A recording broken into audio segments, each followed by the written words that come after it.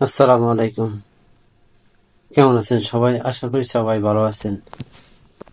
আজকে আমি একটা বিষয় নিয়ে আলোচনা করতে চাই, সেটা হলো শান্তি। শান্তি আসলে কি জিনিস? What is the meaning of peace? শান্তি হলো আপনার যাই কিছু আছে,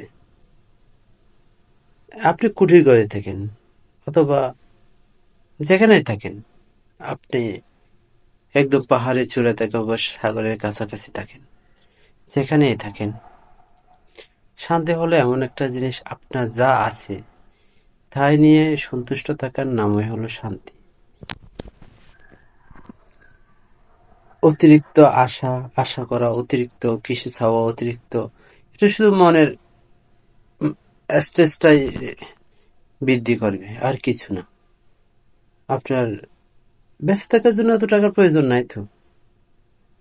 আপনার কত টাকা দরকার? আপনার যতই চাহিদা বাড়বে, ততই অনৈতিক কাজের দিকে আপনার মন আগাবে, আর আপনাকে অনৈতিক কাজে উৎসাহিত করবে। কারণ আপনার চাওয়া পাওয়াটা অনেক বেশি, এটা পূরণ করতে হবে। আপনার সময় সীমিত, আপনি জানেন আপনি জীবনে কয় বছর বেঁচে থাকবেন।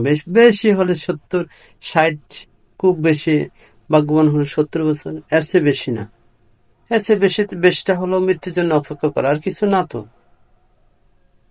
তো মনের শান্তি কি জিনিস? আসলে ব্যাপারটা হলো যা আছে তাই নিয়ে সন্তুষ্ট থাকা। তো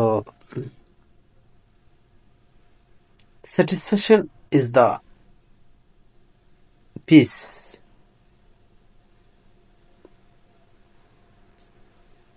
এটাই।